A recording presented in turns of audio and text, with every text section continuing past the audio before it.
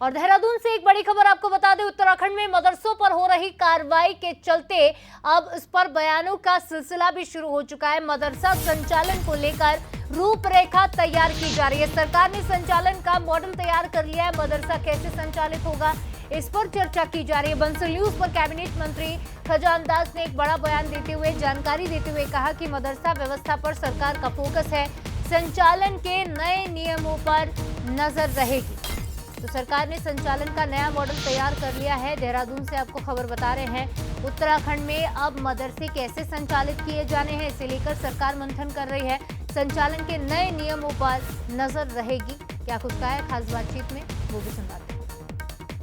उत्तराखंड में मदरसों को लेकर लगातार चर्चा चल रही है। हमारे साथ कैबिनेट मंत्री जी हैं, उनसे जानते हैं खजानदास जी से, विभाग भी उन्हीं के पास है। सर, अगर हम मदरसों की बात करें तो जिस तरह की सवाल सामने आते हैं कि मदरसे कुछ छोटे कमरों में चल रहे हैं, कुछ अवैध रूप से चल रहे हैं, तो इसको लेकर फिलहाल आप क्या कर रहे हैं? देखिए, मैं कहना चाहूँगा कि जिस तरह से 452 मदरसों को बाकायदा जो चिन्हित किया गया था, इन सभी को कहा गया था कि आप सीधे शिक्षा प्राधिकरण से जुड़िएगा, आप अपना रजिस्ट्रेशन करवाइएगा। किंतु कुछ लोगों ने लापरवाही की और कुछ लोगों ने आना नहीं चाहा। इसके बावजूद भी अब 200 ने आवेदन किया है, 200 लोगों ने, और 20 का आवेदन जो स्वीकृत हो भी चुका है, उनको जोड़ भी दिया गया है। बाकी के जो मदरसे हैं, तकरीबन 230-32 के लगभग जो मदरसे रह जाते हैं, उसके लिए कार्रवाई करेंगे। मेरा एक सवाल यही था आपसे मंत्री जी कि जब हम बात करते हैं मदरसों की, तो विपक्ष कहता है कि जानबूझ के जो है वो भाजपा मदरसों को छेड़ती है, जानबूझ के वोट बैंक की जो है वो तुष्टीकरण किया जाता है। देखिए, हम कभी भी तुष्टीकरण की राजनीति नहीं करते और भारतीय जनता पार्टी सबका साथ सबका विकास को लेकर के चलती है।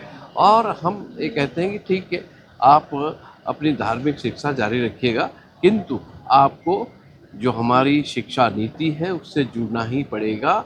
जो प्राधिकरण बनाया गया है उसके तहत आपको चलना ही पड़ेगा। अगर इसके तहत अगर कोई नहीं चलेगा तो उसके खिलाफ कार्रवाई की जाएगी। एक सवाल मैं आपसे ये पूछना चाहता हूँ कि आपके सामने भी जरूर ये बात आई होगी कि बाहर से बच्चों को लाके यहाँ पर पढ़ाया जाता था, बीच में बहुत ज़्यादा ये उठी थी। क्या फिलहाल ऐसी स्थिति है कि... बिल्कुल, मैं इससे सहमत नहीं हूँ। और जिस तरह से जो है अभी कहीं से बाहर से बच्चों को अधिकतर जो है संख्या बढ़ाने के लिए यहाँ पर लाया जाता है। और देखिए, कोई तो भारत में देश या राज्य में कोई भी बच्चा आ सकता है, वो बात अलग है, किंतु जानबूझ करके अपने जनसंख्या को बढ़ाने के लिए और इस तरह से जो बच्चे लाए जा रहे हैं वो दिक्कत पैदा कर रहे हैं। इसलिए मैं इसकी बहुत भर्त्सना करता हूँ और इस तरह से नहीं होना चाहिए। जी, कैबिनेट मंत्री खजानदास जी, जिन्होंने साफ तौर पर बताया है कि जो बाहर से बच्चे लाए जा रहे हैं वो नहीं लाने चाहिए यहाँ के, और साथ ही उन्होंने कहा है कि हम लगातार कोशिश ये कर रहे हैं कि मदरसों को जो है वो विकसित करें, अच्छे से जो है उन्हें आगे बढ़ाएं। मेरे सहयोगी राजेश पुरी के साथ योगेश सिंह, बंसल न्यूज़, देहरादून।